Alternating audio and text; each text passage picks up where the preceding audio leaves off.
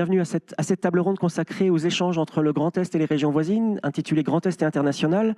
Y a-t-il une compétition ou une collaboration entre la région où nous nous trouvons, et les régions, les länders, les cantons des pays voisins?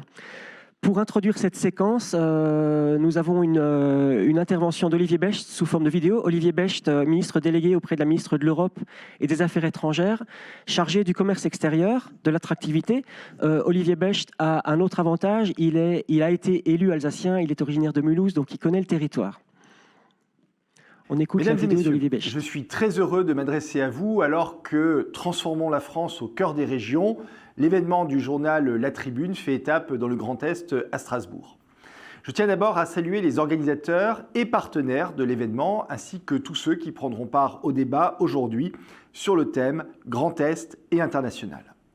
La région Grand Est est une région que je connais bien. J'ai été élu du Haut-Rhin avant d'en être le député à l'Assemblée nationale. J'y ai occupé des fonctions à l'échelle de la commune, de la communauté de communes et du département. Je connais les entreprises de notre région, leurs dirigeants et salariés. Ils constituent l'une des principales richesses de notre territoire.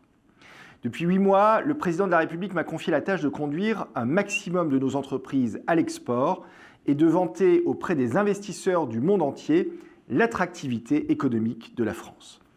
Dans les fonctions qui sont les miennes, je mesure chaque jour à quel point l'internationalisation peut dynamiser nos entreprises et nos territoires.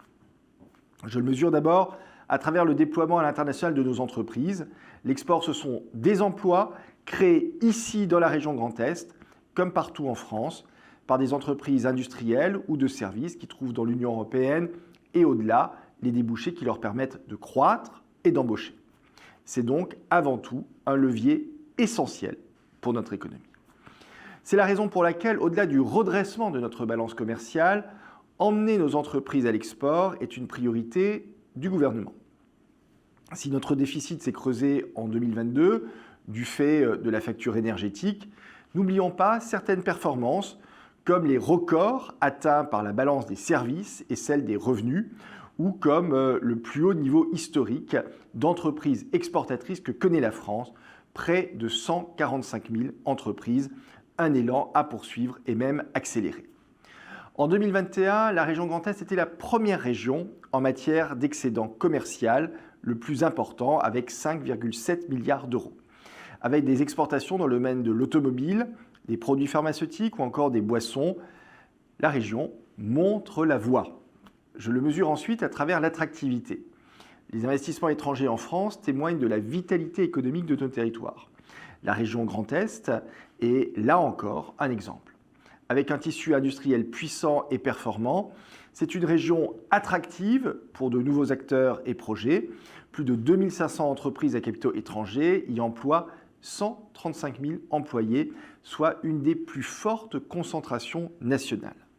C'était l'an passé la 3e région de France en termes d'accueil des investissements étrangers, derrière l'Île-de-France et l'Auvergne-Rhône-Alpes. Les entreprises, dans la sphère germanophone en particulier, en ont fait leur terre d'accueil prioritaire. J'ai d'ailleurs eu le plaisir d'inaugurer ces derniers mois les sites de 2 entreprises allemandes de taille, Merck et Hartmann, et d'en visiter une autre, celui de Siemens.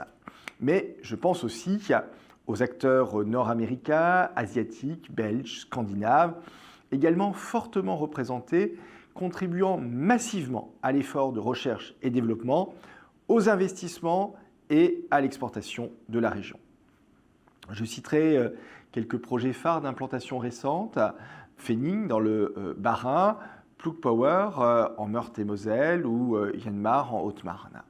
Si ce bilan est à mettre avant tout au crédit des entreprises qui continuent d'investir malgré une visibilité particulière réduite, il exprime également la pertinence des efforts déployés par la région dans le domaine de l'industrie 5.0, ainsi que de l'accompagnement des implantations nouvelles en synergie avec les métropoles et acteurs locaux. Je tiens à saluer le rôle que joue la région Grand Est au sein de la Team France Invest et en particulier les zones d'activité du futur qu'elle met en place. Cela prouve combien la région est en avance sur le sujet prioritaire de l'identification de foncier disponible pour de nouveaux projets. Pour conclure, permettez-moi de souligner que c'est à travers des échanges comme ceux que vous organisez aujourd'hui que nos entreprises progresseront à l'export et que nos régions, partout en France, attireront des pépites venues de l'étranger. Nos territoires sont dynamiques, aidons-les tous ensemble à l'être encore davantage. Je vous souhaite à toutes et à tous une très belle journée.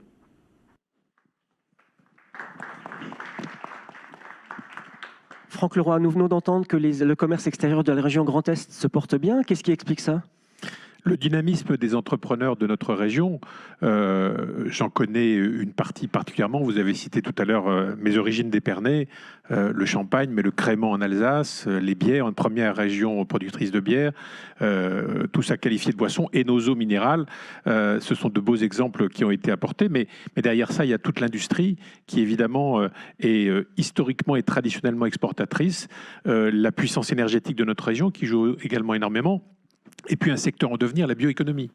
La bioéconomie, c'est l'économie du vivant. Ça veut dire que demain, on construira avec des matériaux d'origine végétale, la chimie végétale, l'énergie venue du végétal. Toutes ces dynamiques existent dans notre région par la force des entrepreneurs qui y sont, les forces des coopératives qui sont extrêmement importantes, et la dynamique qui unit l'Alsace, la Lorraine et la Champagne-Ardenne, 3 territoires qui finalement sont très complémentaires.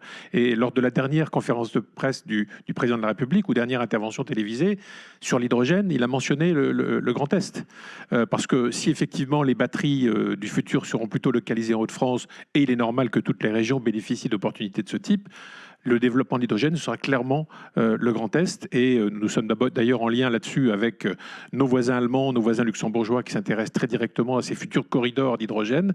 Autant dire que la transformation économique, sa décarbonation s'opère ici sur nos territoires, ce qui est une chance formidable. Sur l'hydrogène, est-ce qu'il n'y a pas une concurrence très proche et très forte de la part du territoire de Belfort, qui est aussi un territoire d'énergie ?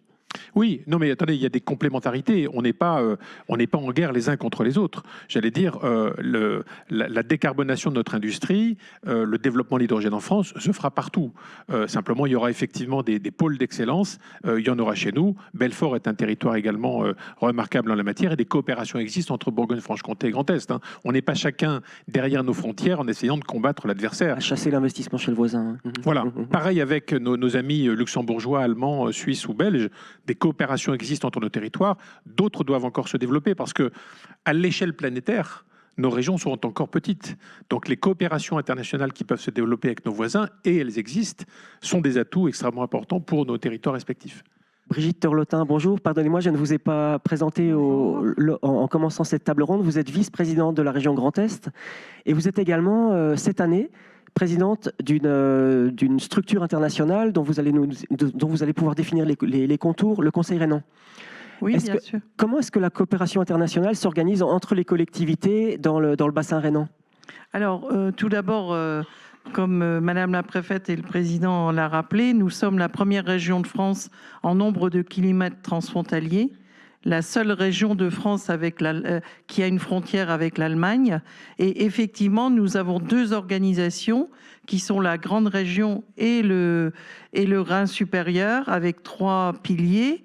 Et donc, j'ai été présidente du CPI pendant 2 ans, donc qui rassemble la Wallonie, l'État du Luxembourg, la Sarre et la Rhénanie-Palatinat, et du côté français, 3 départements, la Meuse, la Meurthe-et-Moselle, la Moselle et l'État français et la région Grand Est.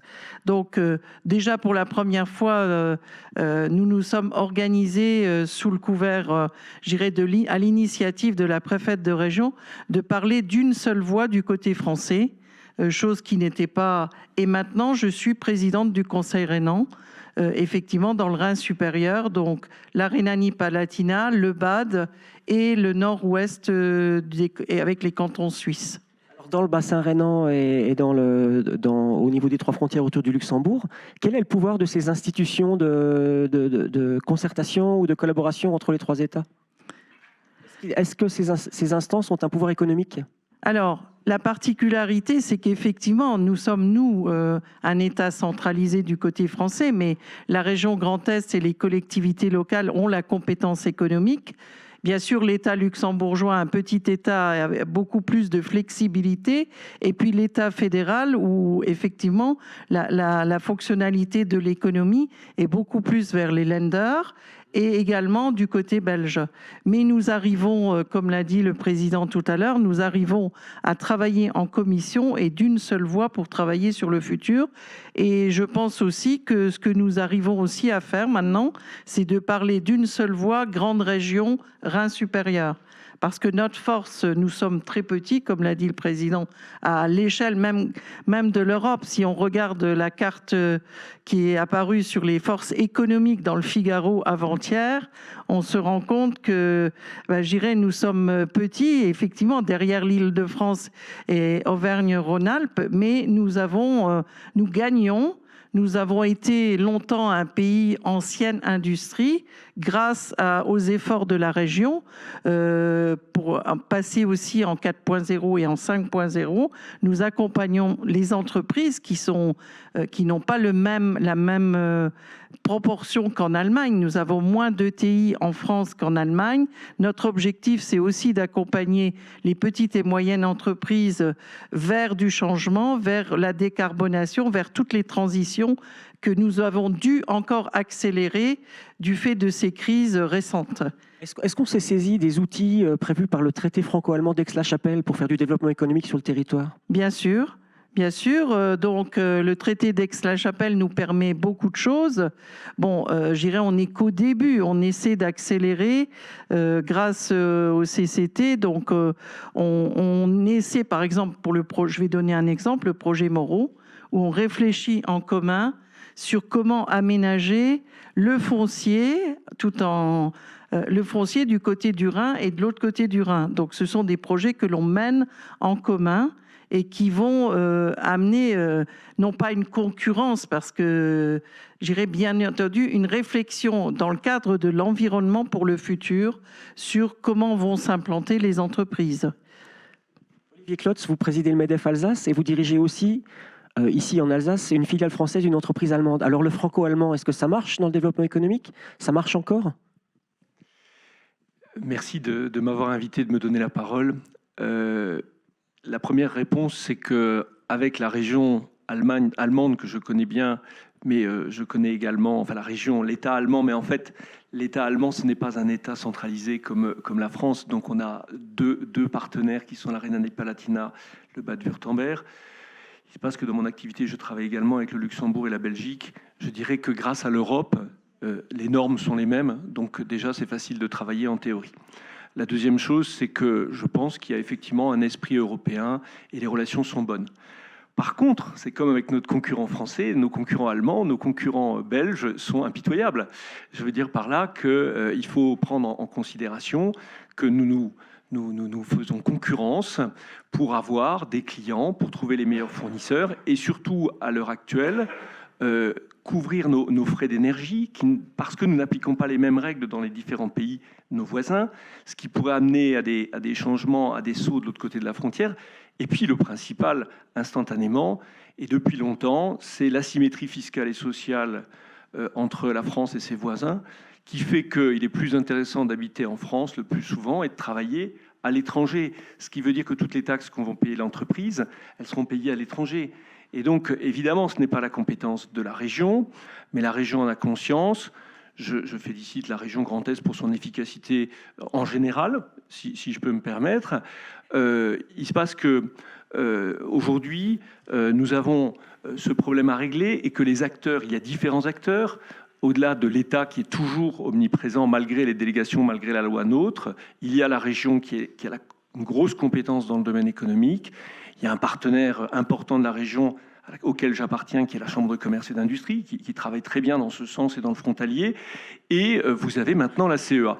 Donc je dirais en résumé, qu'est-ce qu'on peut faire aujourd'hui pour que les entreprises, toutes les entreprises, puissent régler leurs problèmes d'énergie ? Qu'est-ce qu'on peut faire pour que nous soyons moins concurrencés par nos voisins ? Évidemment, je vous parle des régions frontalières sur le plan des RH. Puis dernier plan sur le long terme, parce que la région est orientée long terme et ça fait plaisir, sur l'éducation des deux côtés, sachant que le gros problème pour les RH, c'est la langue du voisin aussi, si ce n'est pas le français. Est-ce que l'apprentissage franco-allemand fonctionne ? En théorie, oui.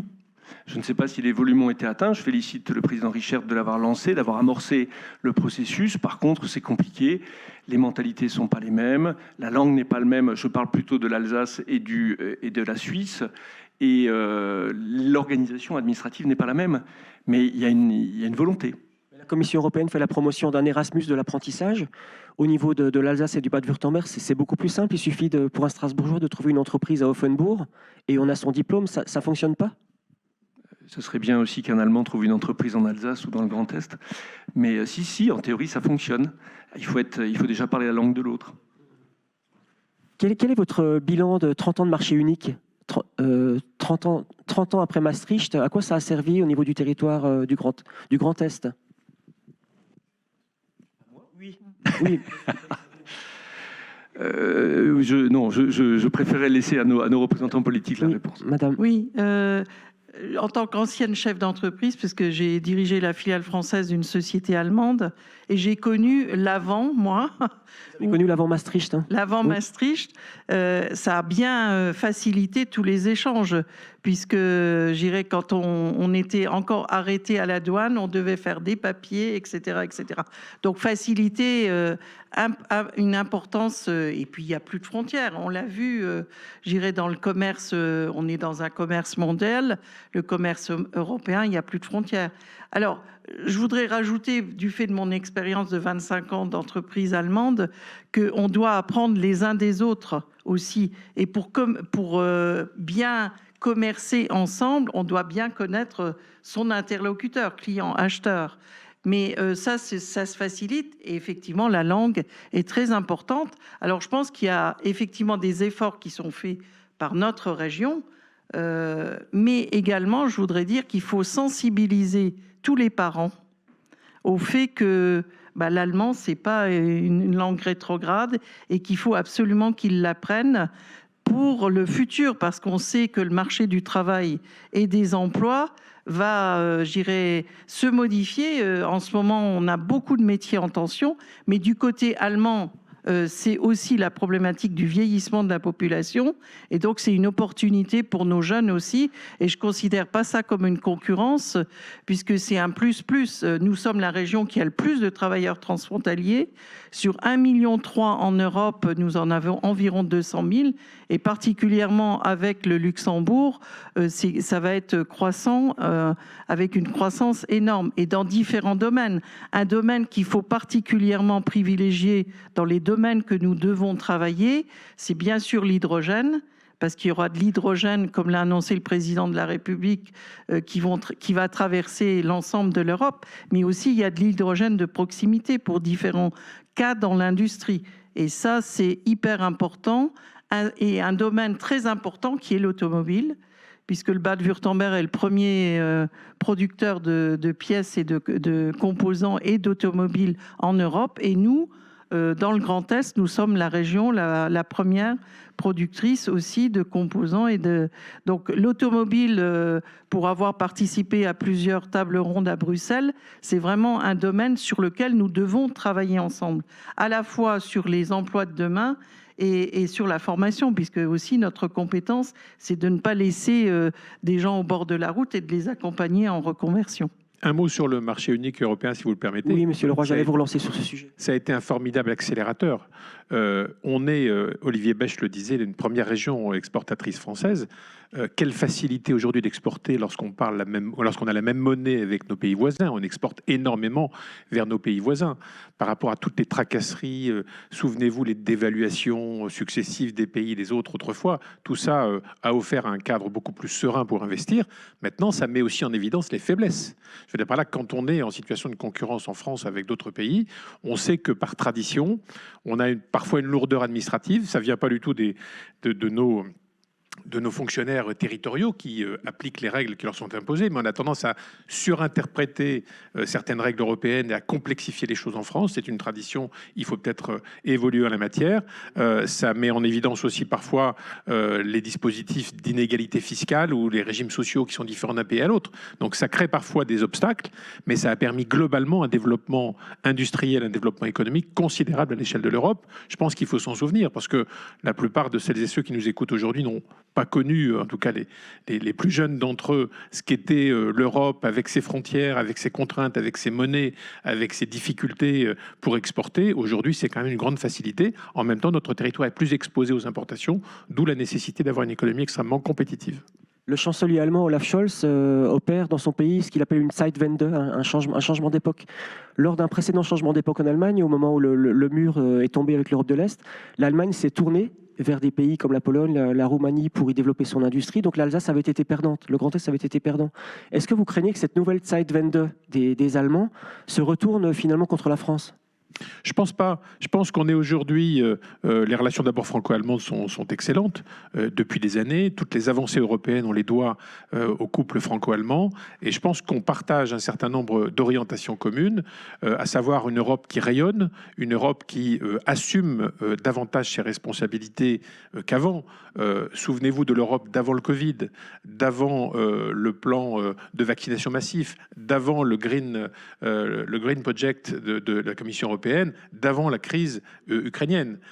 Ces éléments-là, qui sont des éléments extérieurs, ont réveillé l'Europe, ont réactivé une envie d'Europe. Et je pense qu'on doit, à notre niveau, c'est-à-dire au niveau de nos régions transfrontalières, démontrer que ça se passe chez nous et que le fait d'être interconnectés, d'être en grande proximité les uns par rapport aux autres, est un formidable atout pour tout investisseur qui voudrait investir en Europe. La région Grand Est, mais les régions qui bordent le Grand Est, intéresse énormément les investisseurs, précisément parce qu'on y mêle les compétences des différents pays, parce qu'on a une dynamique économique soutenue qui évidemment attire le regard, et parce que dans un domaine comme la transition écologique, j'allais dire le territoire de la grande région qu'évoquait Brigitte tout à l'heure est un territoire qui recèle de grandes richesses, de grandes compétences, de grandes capacités d'innovation. Quelle est l'avenir du travail frontalier dans le sillon lorrain, madame, vous qui êtes originaire de Lorraine ?